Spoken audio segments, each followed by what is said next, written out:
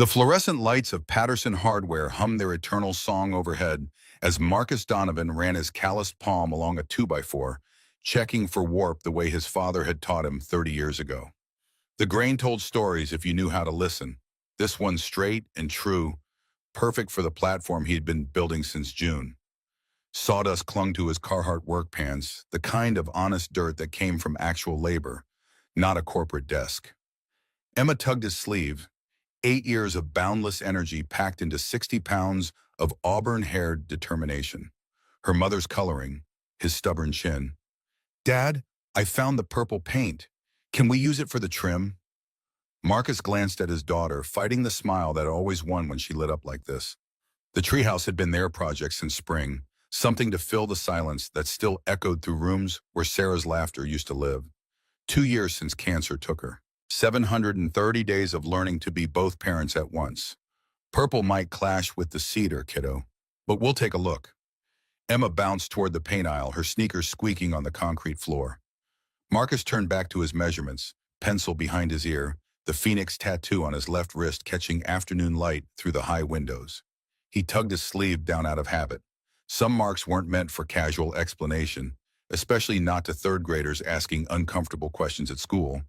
The design had been sketched on a coffee shop napkin when he was 26 and stupid enough to believe matching tattoos meant forever. Victoria's idea, two phoenixes learning to fly together. Wings spread despite the breaks. They'd gotten them inked the same day, drunk on cheap wine and cheaper promises about conquering distance and ambition. Then she'd left for New York with a gallery position she couldn't refuse and assurances that dissolved like sugar in rain. 3 weeks later, she'd stopped answering calls, blocked his number, vanished so completely it was like she'd never existed beyond the mark on his skin. Marcus had done what people do. He'd grieved, moved on, met Sarah at a woodworking exhibition where she'd spent 3 hours asking intelligent questions about dovetail joints. She'd been steady where Victoria was storm, present where Victoria was always half gone. They'd built something real, a daughter, a home, 6 years of the kind of love that didn't need dramatics to prove itself. The memory of Sarah's last months still cut deep. The way she'd refused bitterness even when her body betrayed her. How she'd made him promise to keep living after she was gone. To not let grief turn him into a ghost haunting his own house. He'd kept that promise mostly. Got up every morning, fed Emma, ran the shop. Built things with his hands, because that's what Donovan men did. They made something useful from raw materials. Something that lasted. Marcus marked the board with a carpenter's pencil, muscle memory guiding the line straight and true. The hardware store's familiar smells wrapped around him. Fresh lumber, motor oil, the metallic tang of new tools. Safe territory, predictable. A small voice cut through the ambient noise of shopping carts and overhead announcements. Clear and curious in a way that made the back of his neck prickle. "Excuse me, sir. My mother has a tattoo just like yours." The world narrowed to a pinpoint. The pencil slipped from Marcus's fingers. The box of deck screws he'd been holding hit the floor, ball bearings scattering across concrete in a sound like his thoughts breaking apart. He turned slowly, the way you move when you're not sure you want to see what's behind you. A girl stood 3 feet away, maybe 9 years old, in a navy dress with a white Peter Pan collar that screamed private school and trust funds. Patent leather shoes caught the fluorescent light. A velvet headband held back dark curls that escaped in careful disarray, the kind of styled imperfection that cost money to achieve. But her eyes, God, her eyes were the exact shape as the ones he shaved past every morning.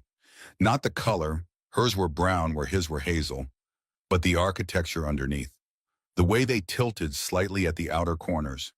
The directness of her gaze, like she'd already decided he was safe enough to approach. She pointed at his wrist where his sleeve had ridden up during the motion of turning. Her finger, small and precise, aimed directly at the phoenix. The bird with the broken wing that learned to fly. My mother has the same one on her shoulder. She never shows anyone, but I saw it once when she was changing. She told me it was from a long time ago, from someone important. Marcus's brain scrambled to process the impossible. The tattoo wasn't from any shop pattern book. It was original, drawn by two people who thought they were building something permanent. Only two existed in the world. his and hers. The girl tilted her head, waiting for a response he couldn't form. She had the careful posture of a mom when taught that presentation mattered. Shoulders back, chin level. But underneath the polish, something vulnerable leaked through, the universal look of childhood loneliness that transcended tax brackets. Emma appeared at his elbow, curiosity overriding stranger danger. "Hi, I'm Emma. That's a really pretty dress. Do you go to St. Catherine's?" The girl's attention shifted, her formal composure cracking slightly. "I'm Lily. I go to Riverside Academy. We don't have recess anymore. They call it structured outdoor time." Emma wrinkled her nose. "That sounds boring. We have actual recess, with swings and everything." Someone dropped a paint can 3 aisles over, the clatter sharp in the Cathedral of Commerce and weekend projects. Marcus felt time slow down in that peculiar way it does before everything changes.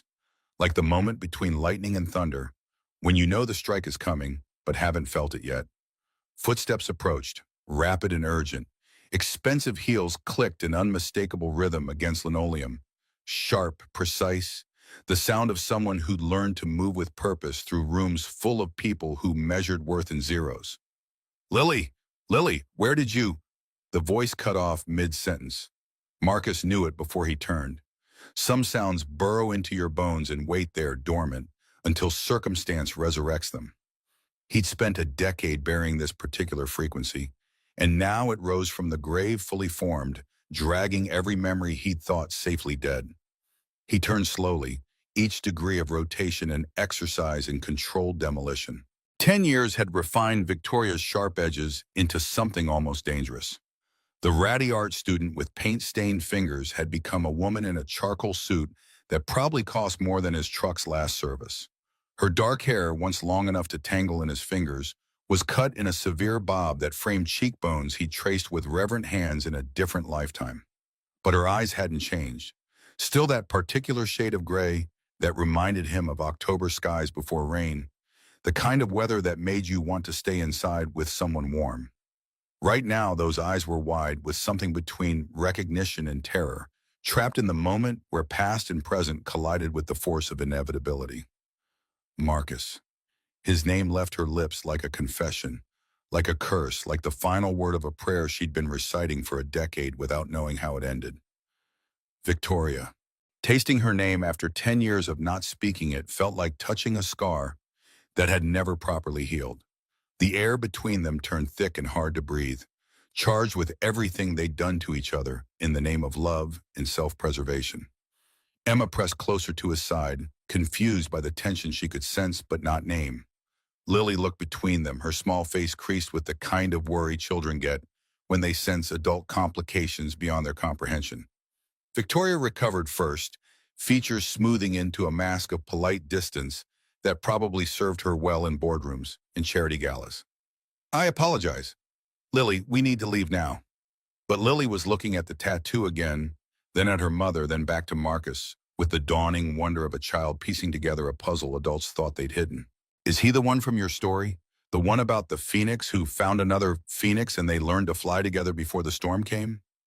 Victoria's face went pale under her expensive foundation. Marcus felt something crack inside his chest, a structural failure he couldn't name. What story? But Victoria was already taking Lily's hand, already turning toward the exit with the desperate grace of someone fleeing a crime scene. "I'm sorry, we have to go. I'm sorry." She moved toward the door, pulling Lily along, but the girl looked back over her shoulder. Marcus saw it clearly now in the afternoon light. The shape of her nose was his, the way her eyebrows arched when she was curious, the stubborn set of her jaw that he recognized from every mirror he'd ever faced. Emma's voice was small beside him. "Dad, who was that lady? Why did she run away?" Marcus couldn't answer. He was too busy calculating months, counting backward, remembering the last night he'd spent with Victoria before she disappeared. The hotel room neither of them could really afford. Rain against windows. Promises they'd made about calling, about making it work despite the distance, about love being enough. 9 months. Lily was 9 years old. The math was simple. The implications were apocalyptic. Marcus moved through the next 3 days in a fog thick enough to drown in. His hands performed familiar tasks, measuring, cutting, sanding, while his mind spun in useless circles that led nowhere but back to that moment in the hardware store. The way Victoria had looked at him, not with the hatred of an ex-lover or the indifference of true distance, but with something that looked remarkably like grief, mixed with fear. And Lily, sweet, careful Lily with her private school posture and her mother's eyes and his jawline, asking about Phoenix's learning to fly. The custom cabinet project he'd promised for the Henderson renovation kept defeating him. Measurements he could normally make in his sleep came out wrong twice, then 3 times. Dave, his 60-year-old shop assistant, who'd worked with Marcus's father before him, finally set down his router and crossed his arms. "You gonna tell me what's eating you, or we gonna keep wasting good walnut until you get your head straight?" Marcus stared at the board he'd just cut a 1/4 inch short. In 15 years of professional woodworking, he'd never made such a careless mistake. "Just tired." Dave's expression said he didn't believe it for a second, but he'd been around enough to know when to push and when to let a man work through his own demons. Tired doesn't make you measure twice and cut wrong. But it's your call. The problem was the not knowing. If Lily was his daughter and every cell in his body screamed that she was, why had Victoria kept it secret? Why disappear completely instead of telling him? He'd loved her once, loved her with the kind of intensity that feels like drowning and flying simultaneously. When she left for that prestigious position, he'd offered to follow. She'd said no, said his life was here, his family's business was here. She couldn't ask him to abandon roots that ran 3 generations deep. 3 weeks later, the silence, complete and absolute, like she'd been erased from existence. He'd grieved, he'd moved on. He'd met Sarah and built something real, something that lasted until cancer decided 6 years was enough. Now this, Monday night found him alone in the workshop after Emma had gone to bed, sitting on the floor with an unfinished drawer in his lap, and tears he hadn't realized he was crying, sliding down his face.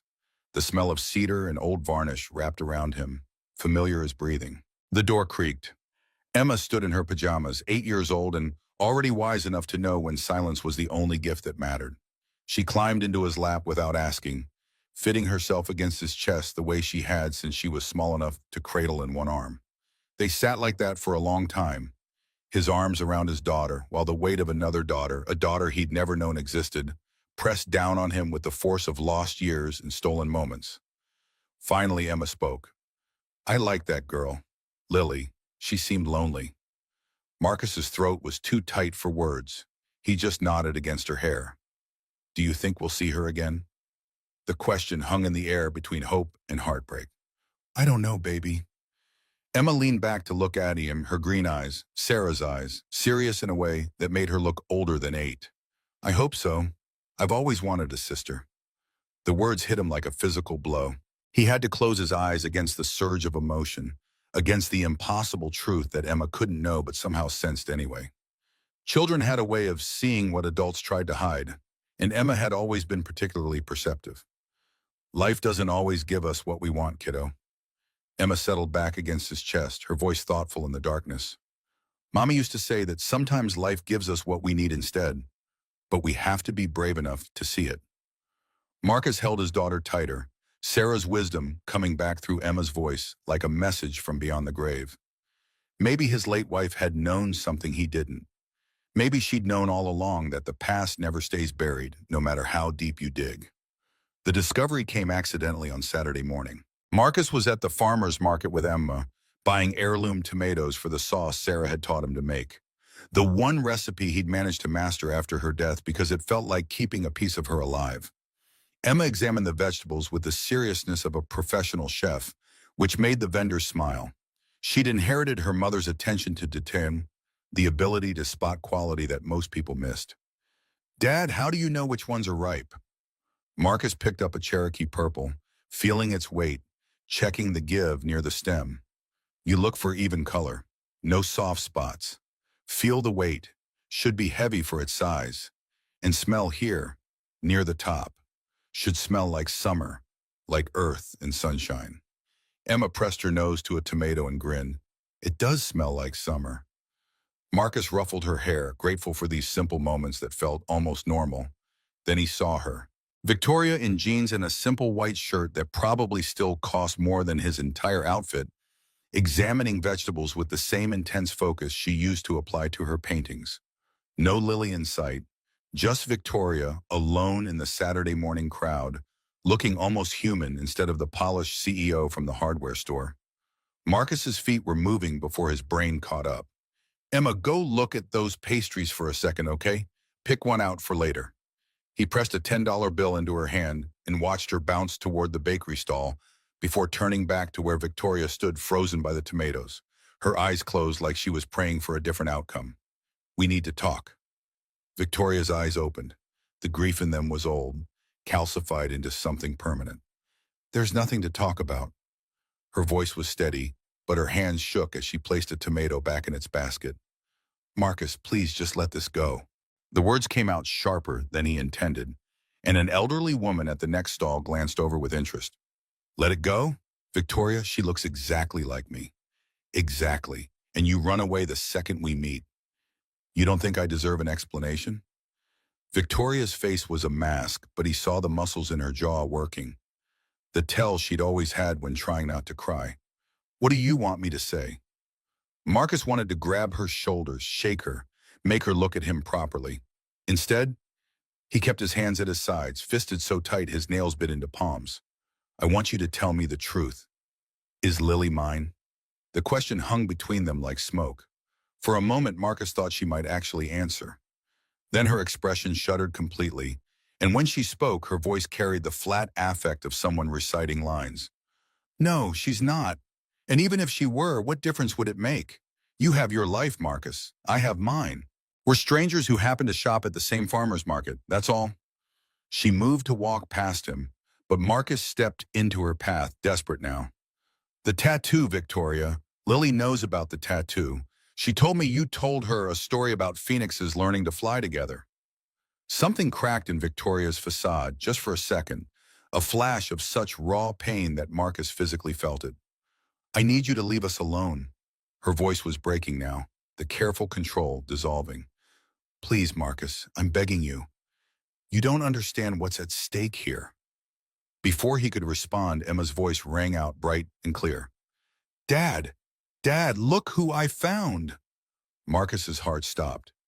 Emma was walking toward them, hand in hand with Lily, both girls carrying paper bags of pastries and wearing matching grins that spoke of instant friendship and the kind of recognition that happens when souls know each other before brains catch up. Lily, I can't believe you're here, Mrs. Brennan brought her to get bread. Can she come play at our house, please? Lily was looking up at Victoria with such hopeful eyes that Marcus felt his chest constrict. Mother, can I? Emma says they're building a treehouse and I could help. Victoria looked between the two girls and Marcus watched 10 years of carefully constructed walls crumble in real time. Her shoulders sagged, or her breath came shorter. When she met his eyes, he saw surrender there, mixed with terror and something that might have been relief. 1 hour. You can visit for 1 hour, and then Mrs. Brennan comes to get you. Lily let out a whoop of delight that sounded so much like Emma, it was almost painful. As the girls ran ahead toward Marcus's truck, chattering about tree houses and whether pink or purple paint was better, Victoria grabbed his arm. Her fingers were cold, even in the warm morning. Marcus, She stopped, swallowed hard, tried again. There are things you don't know, things I can't explain. But please be careful with her. She's fragile, more than she seems. Marcus studied her face, seeing the shadows under her eyes, the fine lines that hadn't been there a decade ago, the weight of secrets that had carved themselves into her features. I need to know the truth, Victoria. Whatever it is, whatever happened, I need to know. She held his gaze for a long moment. He saw her warring with herself, saw the moment she made a decision. She pulled out a business card, thick, expensive cardstock that read Victoria Ashford, CEO, Ashford Foundation, and wrote an address on the back. 8 o'clock tonight. Come alone. I'll tell you everything. The hour with the girls was simultaneously wonderful and agonizing. Emma and Lily clicked immediately, their laughter filling the backyard as they helped Marcus measure lumber for the treehouse platform he had been building since spring. The structure was already taking shape, A solid deck 12 feet up in the old oak, rope ladder dangling, pulley system for lifting supplies. Lily had clearly never used a hammer before, but she approached each nail with the serious concentration of someone used to mastering difficult things through sheer determination. She asked careful questions about measurements and weight distribution, her vocabulary far more advanced than Emma's. Why do the support beams need to be exactly 16 inches apart? Marcus knelt beside her, showing her how the spacing worked. Because the plywood sheets we'll use for the floor are 4 feet wide. 4 feet divided by 3 spaces equals 16 inches. It's the perfect distance to distribute weight evenly without wasting material. Lily's eyes lit up with the kind of excitement that came from understanding how things fit together, how math became real in the world of hammers and nails. That's elegant, like how violin strings are tuned in perfect fifths because of harmonic resonance. Marcus had no idea what harmonic resonance meant in musical terms, but he recognized the intellectual hunger behind the comparison. This girl who'd grown up with everything money could buy was starving for something else entirely. Connection, purpose, the satisfaction of making something with her own hands. Emma showed Lily how to draw plans in the dirt with a stick, and Lily's face lit up with unguarded joy. The expensive polish was fading with each passing minute, sawdust in her carefully styled hair, dirt on her patent leather shoes, grass stains on the navy dress that probably cost more than Marcus made in a day. Marcus watched them together and felt something fundamental shift in his chest. They could be sisters. They moved the same arm, the same way, tilted their heads at the same angle when thinking. Emma's coloring came from Sarah, that auburn hair and fair skin, while Lily was darker like Victoria. But underneath the surface differences, the architecture was identical. The shape of their hands, the way they both bit their lower lip when concentrating, the stubborn set of their shoulders when they decided something mattered.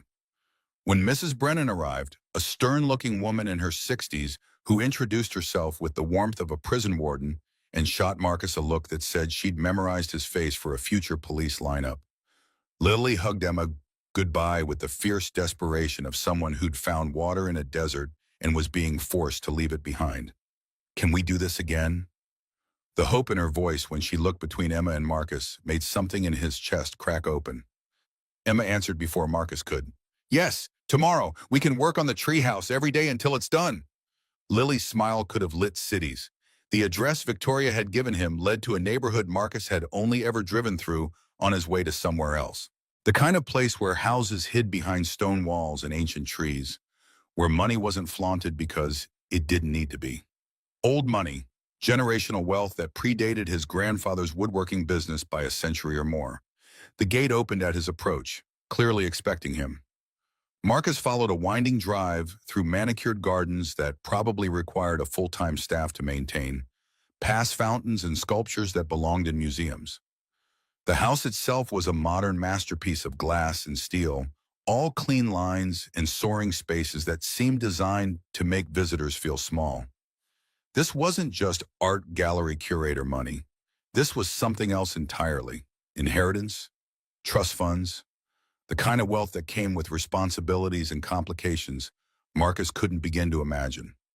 Victoria answered the door herself, barefoot in jeans and an oversized sweater, her hair loose around her shoulders in a way that made Marcus's chest ache with sense memory. She looked younger like this, closer to the girl he'd known, the one who'd laugh until she couldn't breathe and paint until dawn, and talk about changing the world through art. "Come in." She stepped aside to let him enter a foyer that was more gallery than home. Soaring ceilings, carefully curated paintings, sculpture that probably cost more than his house. Everything tasteful, expensive, perfect, and somehow completely soulless. "Lily's asleep?" Victoria nodded. "Her room's on the 3rd floor. She won't hear us." She led him through the house to a study lined with floor-to-ceiling bookshelves, poured them both whiskey from a crystal decanter without asking if he wanted it, and handed him a glass with shaking hands. They stood like that for a moment, not quite facing each other, while the weight of 10 years pressed down on the space between them. Outside, crickets sang their evening song. Inside, the silence was heavy enough to crush. Victoria spoke first, her voice flat with the careful control of someone who'd rehearsed this speech in mirrors and empty rooms. Her name is Lily Ashford. She's 9 years old. She was born on March 14th at Presbyterian Hospital in New York City. She likes art and mathematics, plays violin at a pre-conservatory level, speaks 3 languages, and has never had a birthday party with more than 2 other children present. She paused, took a long drink of whiskey, and continued. She's also never met her father, has no idea who he is, and I've spent 9 years making sure it stays that way. The words were meant to hurt, and they did. Marcus pushed past the pain. Withdraw. It was the only question that mattered. Victoria finally turned to face him, and the raw anguish in her expression made him take an involuntary step forward. Because telling you would have destroyed everything you had. Because I left to give you a chance at a real life, not the half-existence I could offer you. She set down her glass and wrapped her arms around herself, suddenly looking very small in the oversized sweater. I found out I was pregnant 3 weeks after I left. I was in New York, starting the gallery job, and I took a test in a convenience store bathroom at 2 in the morning because I couldn't sleep and kept throwing up and couldn't keep pretending it was stress. Her voice cracked. She paused to collect herself. I sat on that dirty floor with the plastic stick in my hand, and I thought about calling you. God, Marcus, I thought about it for days. I had my phone out 100 times. But then I did what I always do. I researched. I looked you up online, checked your social media, and that's when I saw it. She met his eyes, and hers were swimming now. You were engaged to Sarah. You'd posted photos from a dinner where you proposed. You look so happy, Marcus. So fundamentally at peace in a way, you never looked with me. Marcus felt like the floor had dropped away. You were pregnant with my child, and you didn't tell me because I'd moved on? The anger in his voice was sharp, but underneath it was something much more complicated. Victoria laughed, but it was bitter. Not just moved on, you'd found what you needed. Sarah was, God, even in those photos I could see she was steady, present, everything I wasn't. I was chaos, Marcus. I was ambition and restlessness. I would have pulled you away from your family, your business, everything that grounded you. And for what? A relationship that was already falling apart before I left? She pressed the heels of her hands against her eyes. I loved you enough to let you be happy, even if it meant raising our daughter alone. The silence that followed was heavy with all the different futures that had died that day in a New York bathroom. Marcus's voice, when he finally found it, was rough. You didn't just decide for yourself, Victoria. You decided for me, for Lily. You took away my choice. She nodded slowly. I know, and I've lived with that guilt every single day. But Marcus, you need to understand. I didn't just disappear. I came from money. Old money that my family had been managing for generations. When my father died 6 months after Lily was born, I inherited the Ashford Foundation. Millions of dollars, property, investments, all of it tied up in trusts and legal structures that would have made co-parenting a nightmare. She turned to face him fully now, and he saw the exhaustion carved into her features. I wasn't just some art student who got lucky with the gallery job. I was a trust fund kid trying to build something on my own before the money swallowed me. And when it did, when I became Lily's only parent and sole heir to everything my family had built, I made a choice. I built walls. I kept her safe. I kept her private. And I told myself that giving you up was the price of that safety. Marcus set down his untouched whiskey, his hands trembling too badly to hold the glass. Did Sarah know? Victoria shook her head. How would she? I made sure every trace of my pregnancy disappeared. Used my mother's maiden name at the hospital. Had the birth registered under a different surname initially, changed it legally when Lily was 6 months old. I was thorough, Marcus. Ruthlessly thorough. She paused, then added softly, I'm sorry about Sarah. I read about it online. I thought about reaching out then, but Marcus cut her off. But what? You thought I'd had enough suffering? Didn't need to know I had another daughter? The words came out harsher than he'd intended. He saw Victoria flinch. I thought you deserved to grieve in peace. I thought adding this truth would only multiply the pain. That wasn't your call to make. But his anger was fading now, replaced by something more complex. Grief for all the moments he'd missed, mixed with understanding he didn't want to feel.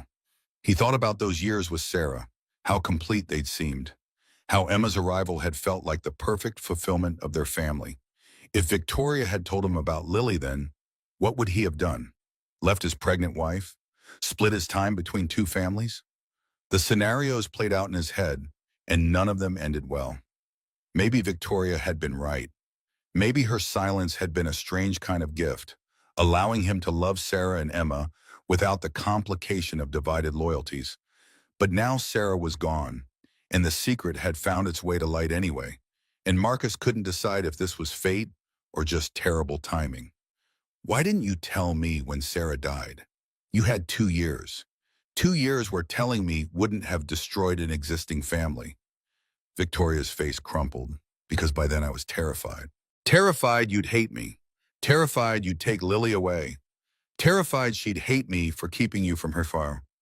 I'd built this entire life on the story that her father was a brief relationship that didn't work out, that he didn't know about her and was happier that way. She was crying now, tears streaming down her face unchecked. I told her he was a good man who loved building things, who had kind hands and would have loved her if he'd known she existed, but that sometimes adults make choices they can't undo. Her voice broke completely.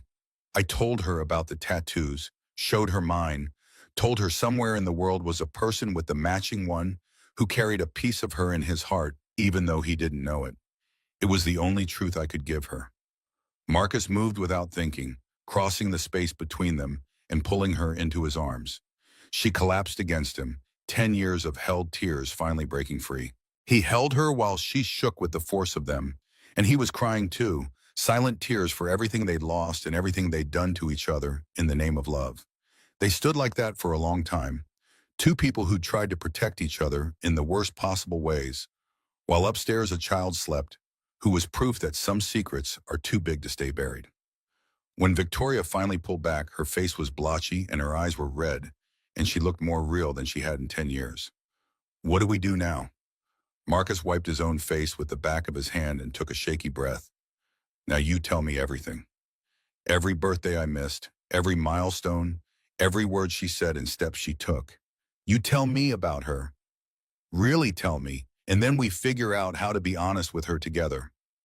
Victoria nodded slowly, relief and terror warring on her face. She asks about you, about her father. She has this fantasy that you're out of there somewhere, that someday you'll find each other and it'll be like a fairy tale. I've tried to prepare her for disappointment, but she's so hopeful, Marcus. She's got your stubbornness and my dreaming, and it's this heartbreaking combination of wanting the impossible and believing she can make it happen through sheer force of will. Marcus felt something fierce and protective surge through him. Tell me. So she did. They sat on the floor of that expensive study, backs against a leather couch that probably cost more than Marcus's truck, and Victoria told him about the daughter he'd never known. Lily was born 3 weeks early during a thunderstorm that knocked out power in half of Manhattan. Victoria labored alone except for a nurse who held her hand through contractions. No family present because she'd told them she was traveling for work. The baby came out screaming with her fists raised like she was ready to fight the world. 6 pounds, 4 ounces of fury and determination. The first 3 months were hell. Lily had colic that no amount of rocking or formula adjustments could touch. She'd scream for hours, inconsolable, until Victoria learned that humming, just the constant vibration of sound, would calm her enough to sleep. So Victoria hummed until her throat was raw, until the building superintendent complained about the noise at 3 in the morning, until she could barely speak above a whisper during the day. Lily's first word was more because she was always hungry for everything, more food, more books, more music, more life crammed into each waking moment. At 3, she conducted an invisible orchestra with a wooden spoon, so serious about it that Victoria found her a real violin teacher. The woman declared the child had perfect pitch and refused payment for the first year of lessons, insisting it was an honor to teach someone with such natural talent. At 5, Lily was reading chapter books and asking questions about death and infinity that Victoria had no idea how to answer. Where do we go when we die? What's at the edge of the universe? If time is infinite, Does that mean everything that can happen will happen? Victoria showed Marcus photos on her phone, baby pictures she'd never posted anywhere, kept locked in encrypted folders. Lily at 6 months, gummy smile and Victoria's dark hair already thick. Lily at 2, covered in finger paint and delighted by the mess. Lily at 4, standing on a box to reach her violin, bow held with the concentration of a surgeon. At 7, she started asking why she didn't have a dad like other kids at school. I told her the truth as gently as I could, that her father was a good man who didn't know she existed, that circumstances had kept us apart, that it wasn't about her being unwanted. Marcus's voice came out strangled. What did she say? Victoria's hands trembled as she scrolled through more photos. She asked if she could meet you someday. I told her maybe, when she was older. She accepted that. But then the nightmares started. Dreams about being forgotten, about searching for someone who didn't exist. She'd wake up crying for a father she'd never met, and I'd hold her and feel the weight of every lie I'd ever told crushing my chest. The loneliness was what broke Victoria's heart most. Despite the money for private schools and tutors and every opportunity, Lily was isolated.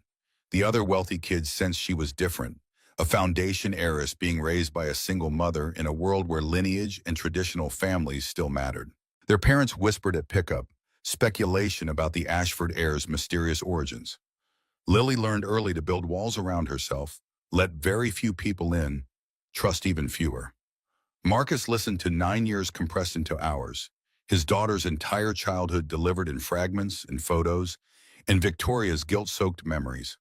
By the time she finished, it was past midnight, and he felt like he'd lived a parallel life he'd been robbed of experiencing in real time. I want to tell her, not tonight, not tomorrow, but soon. She deserves to know. Victoria was quiet for a long moment, fear and resignation playing across her features. Emma deserves to know, too. They already love each other. I could see it today in your backyard. Maybe they knew before we did.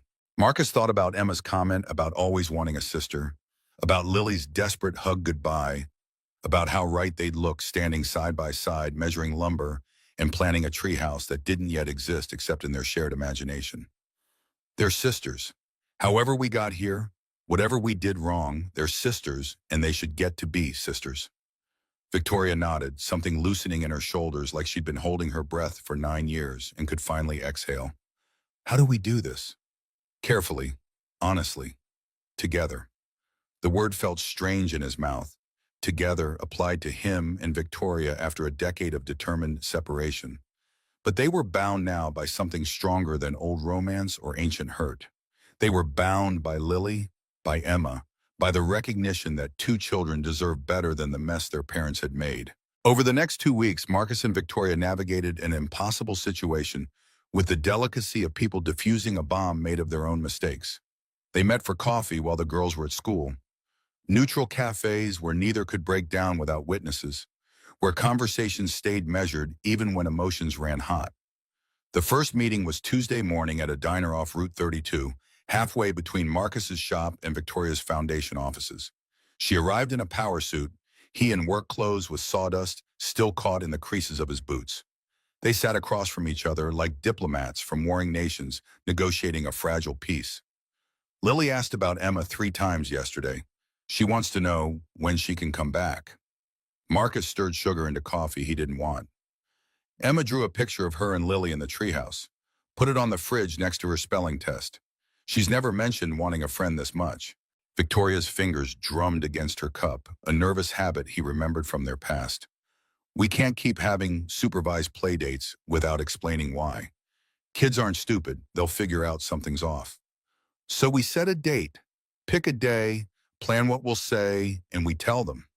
The idea terrified them both. Victoria's face went pale, her professional composure cracking to reveal the frightened mother underneath.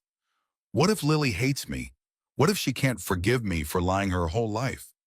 Marcus wanted to offer reassurance he didn't feel, platitudes about children being resilient and love conquering all. Instead, he offered honesty. Maybe she will. Maybe this breaks something between you that can't be fixed.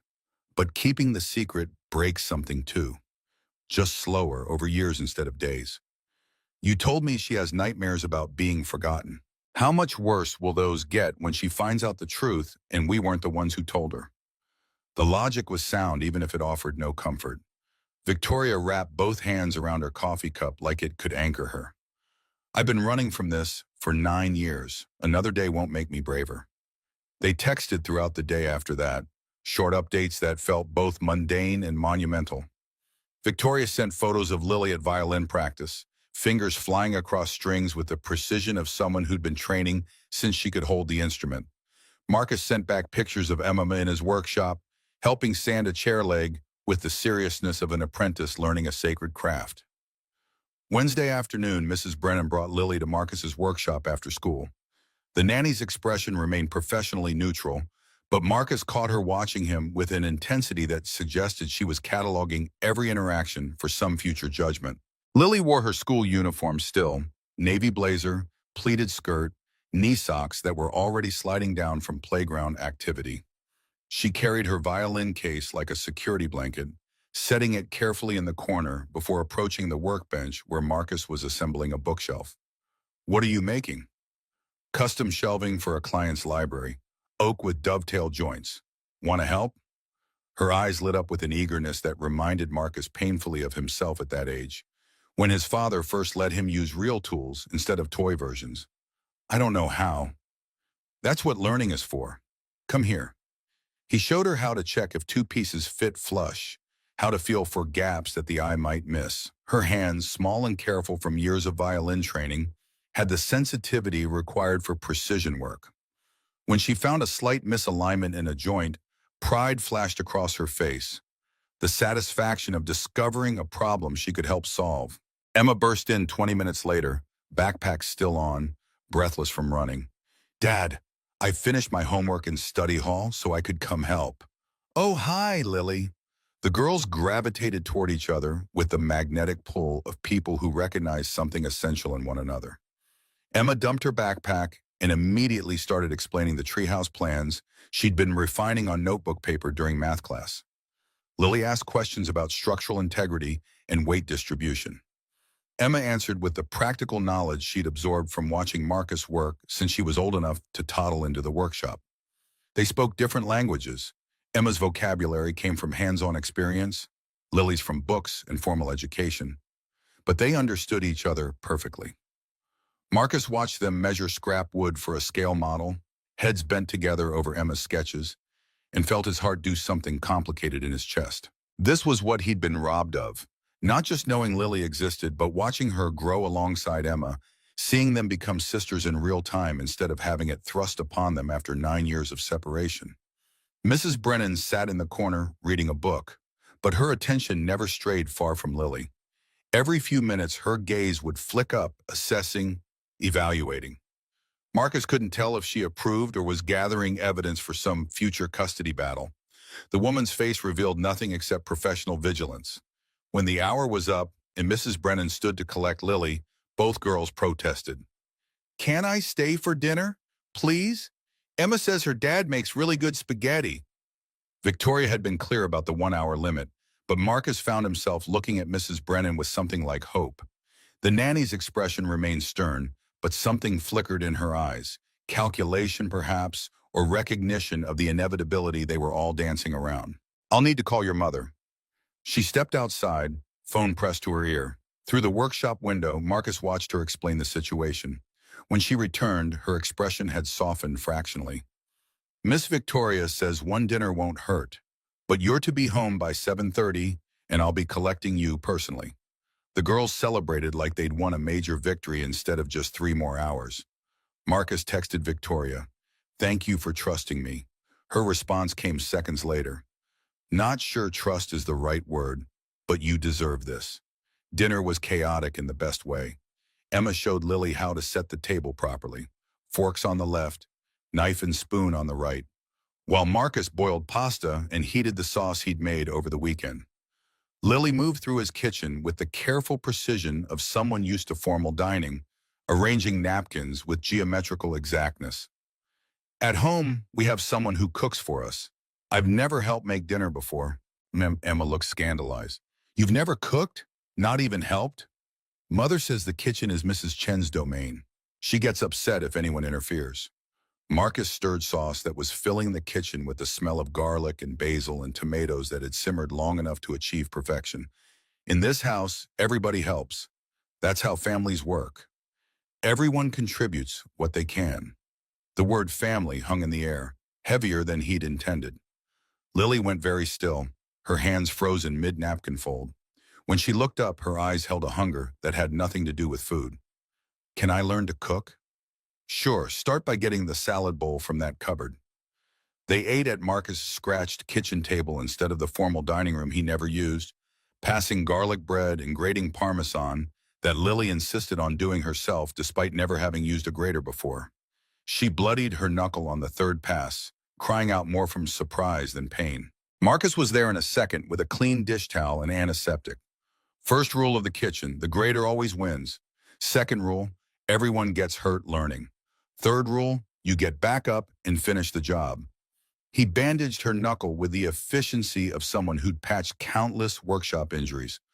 Lily watched his hands with something like wonder. You're gentle for someone with such big hands. Woodworking teaches you precision. You learn to be gentle with things that matter. Emma chimed in around a mouthful of pasta. Dad's really good at fixing things. He fixed my bike last week when the chain came off. He fixed my treehouse measurements today when I calculated the angles wrong. Both girls looked at him with the kind of uncomplicated admiration that made Marcus's throat tight.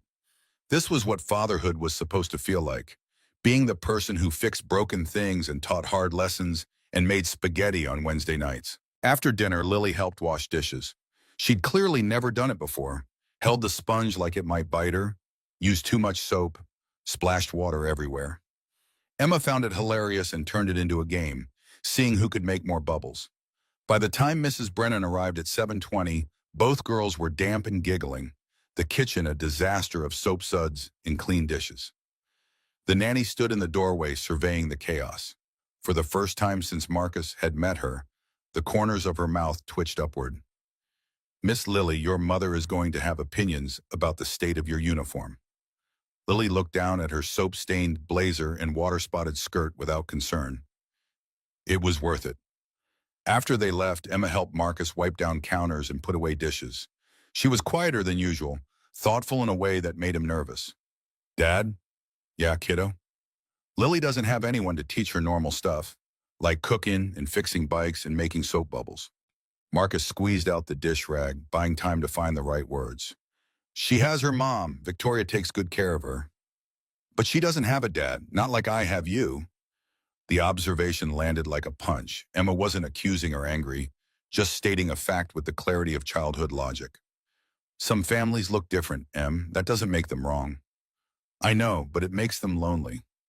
That night, Marcus lay awake thinking about Lily's face when he'd bandaged her knuckle, the way she'd watched him like he was performing magic instead of basic first aid.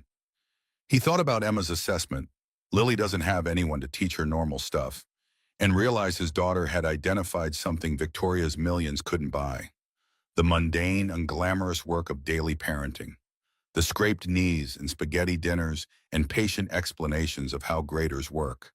Victoria called at 11 when she knew Lily would be asleep. Mrs. Brennan said she had fun. Emma's already asking when Lily can come back. Silence on the other end, waited with everything they weren't saying. Finally, Victoria spoke, her voice smaller than he'd ever heard it. I'm terrified of losing her, Marcus.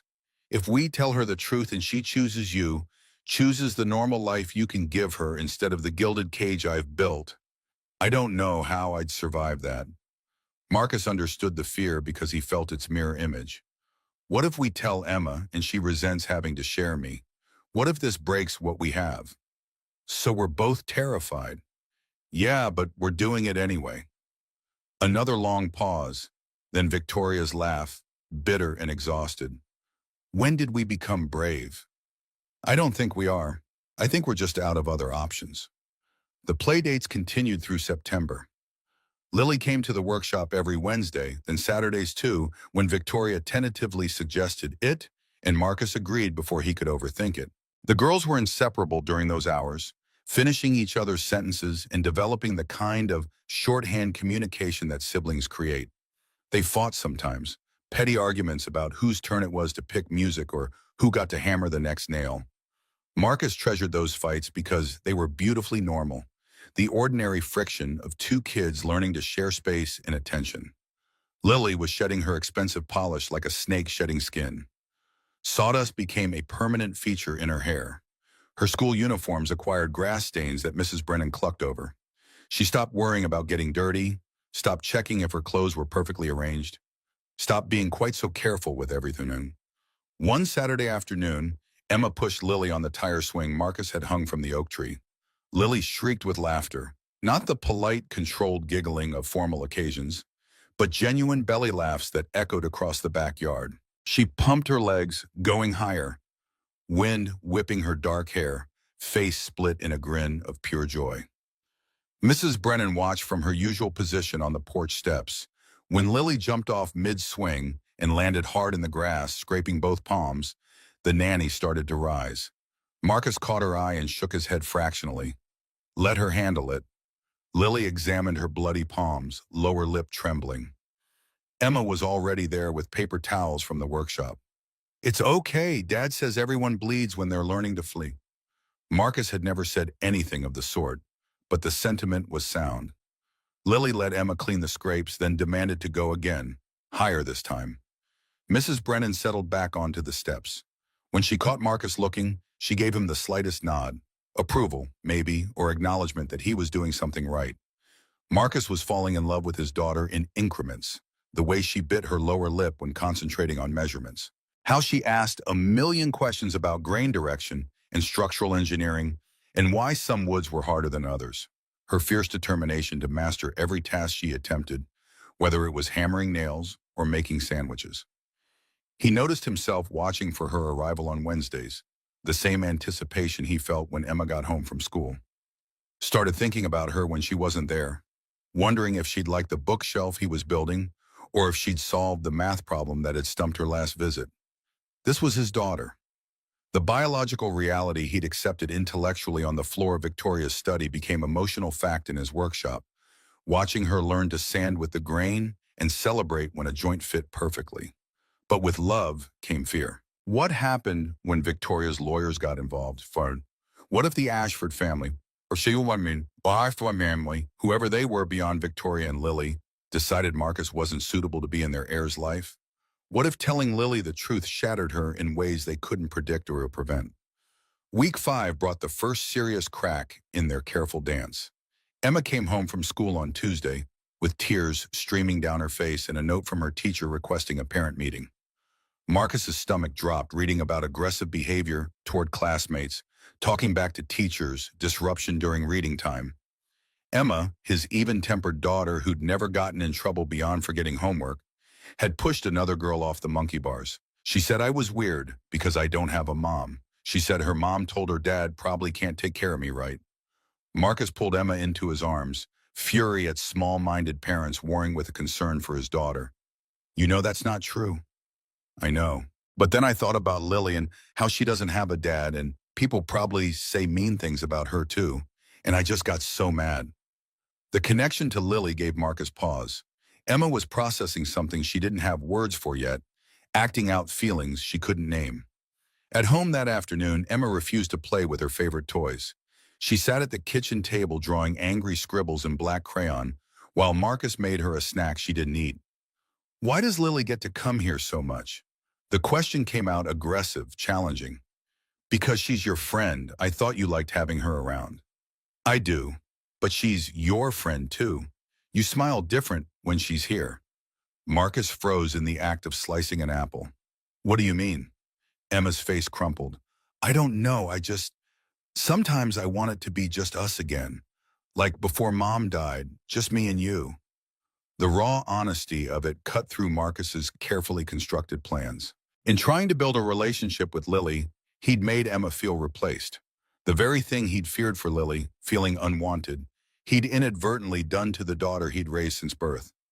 He sat down across from Emma, taking her small hands in his larger ones. Nothing and nobody will ever change how much I love you. You're my Emma. You held my hand through losing your mom.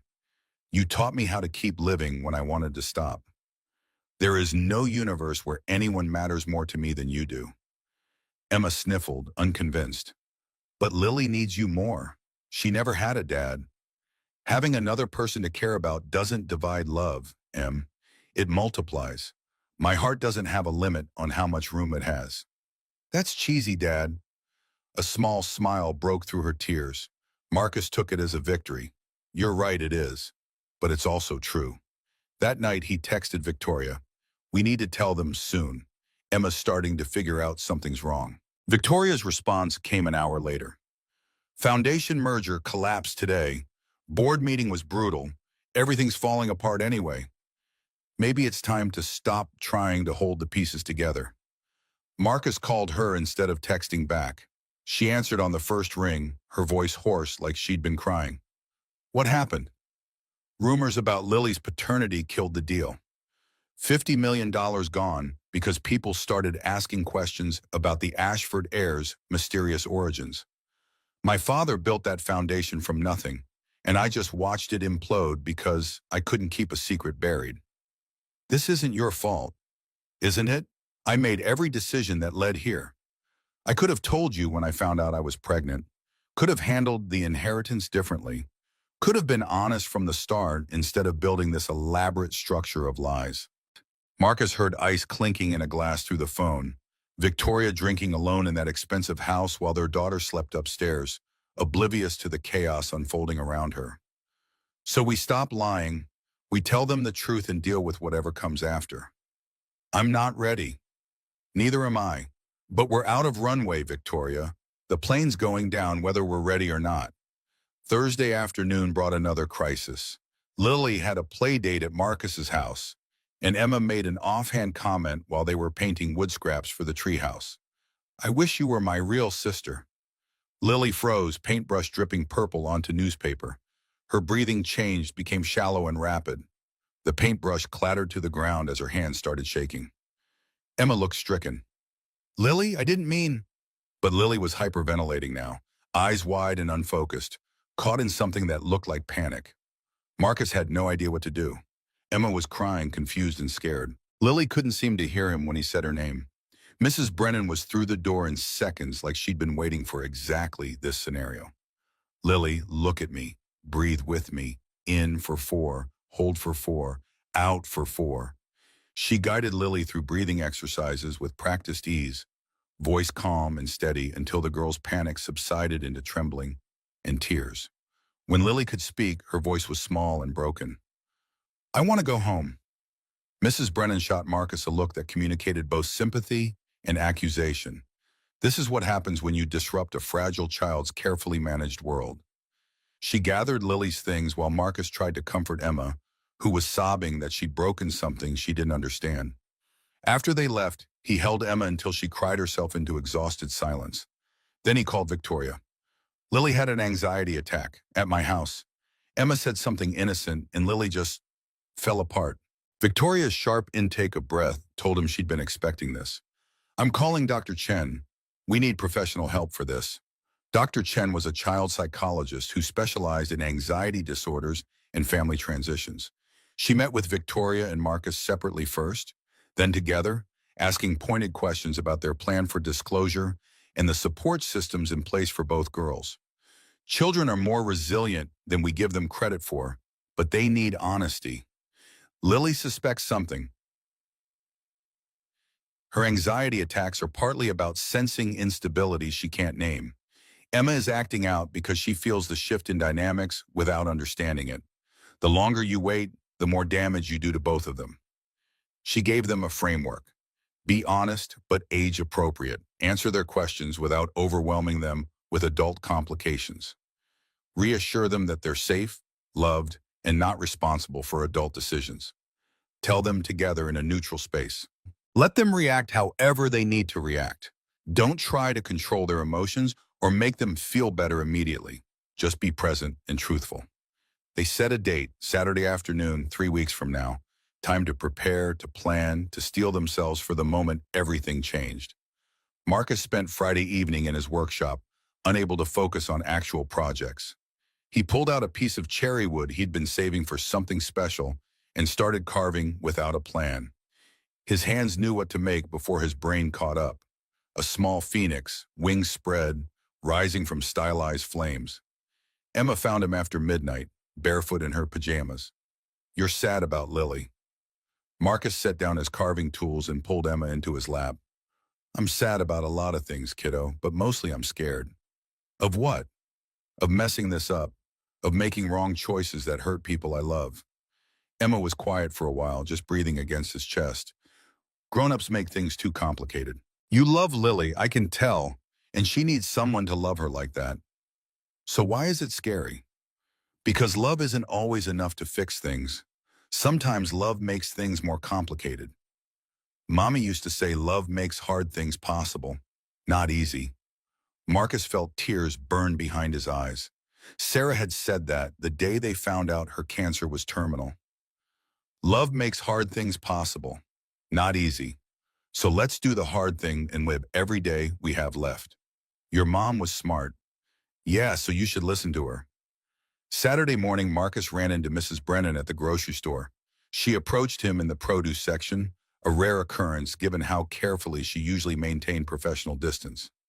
"Mr. Donovan, I think we should talk." They got coffee at the shop next door, sitting at a corner table where no one could overhear. Mrs. Brennan folded her hands on the table, meeting his eyes with an intensity that made him nervous. "I've known since Lily was born." Marcus felt the world tilt. "Known what?" "That you're her father. I was Victoria's family housekeeper before I became Lily's nanny. I was there the day she came home from the hospital with a newborn. I saw the tattoo when I helped her bathe after the C-section. I heard her cry at night about someone named Marcus and the choice she'd had to make." Marcus couldn't speak. Mrs. Brennan continued, her stern expression softening fractionally. "I've watched you with my girl these past weeks. You're patient, kind. You teach her things she needs to know. She's happier than I've seen her in years. Comes home with dirt under her fingernails and stories about building things with her hands. That matters." She reached into her purse and pulled out an envelope, sliding it across the table. "If Miss Victoria loses her nerve, give her this." Inside were copies of baby photos. Lily at the hospital wrapped in a standard issue blanket. Lily at 3 months, Victoria holding her with the exhausted desperation of a new mother navigating alone. A note in Mrs. Brennan's careful handwriting. "Some secrets protect. Some secrets poison. You'll know which this is." "Why are you telling me this now?" "Because I'm retiring in 3 months, and I won't be there to help Lily through what comes next. She needs her father, Mr. Donovan. She's always needed him. I'm giving you ammunition to make sure Victoria doesn't back out." Friday evening, Victoria's world imploded professionally. The foundation board called an emergency meeting, questioning her leadership in the wake of the failed merger. Whispers about her personal life, the mysterious daughter, the absent father, the scandal potential, became loud enough that board members felt compelled to address them. She drove to Marcus's house without calling first, makeup ruined by tears, still wearing her board meeting suit. He opened the door to find her falling apart on his front step. "I lost the vote. They're forcing me out of active management, putting the foundation in a trust until Lily turns 18. Everything my father built, everything I've spent 9 years protecting, gone because I couldn't keep a secret buried." Marcus pulled her inside before the neighbors noticed. Emma was already asleep, so he made Victoria tea she didn't drink and let her cry in his living room until she'd exhausted the immediate grief. "This is a sign, the universe telling me to stop trying to control everything. I've been so focused on protecting her inheritance that I forgot she needs a father more than she needs money. We tell her tomorrow, like we planned." Victoria looked up, mascara streaked and terrified. "I'm not ready." "Neither am I, but we're doing it together." The word again, together, settling between them like a promise neither had expected to make. After Victoria left, Marcus sat Emma down. His daughter deserved advance warning, even if he couldn't tell her everything yet. "Tomorrow, Lily and her mom are coming over. We need to tell you both something important." Emma's eyes narrowed with suspicion. "About what?" "About family, about secrets, about mistakes I made before you were born." "Is Lily my sister?" The question hit him like a truck. Kids knew. They always knew. "Maybe. Would that be okay?" Emma was quiet for a long time, her 8-year-old brain working through implications adults spent weeks analyzing. Will you still love me the same? Marcus pulled her close, his voice breaking. Always. Forever. You're my Emma. Nothing changes that. Okay. Then it's okay. But he saw uncertainty in her eyes, the fear she was trying to be brave enough to hide. Nothing about this was okay yet. They were all just pretending until tomorrow forced them to stop. That night, Marcus couldn't sleep.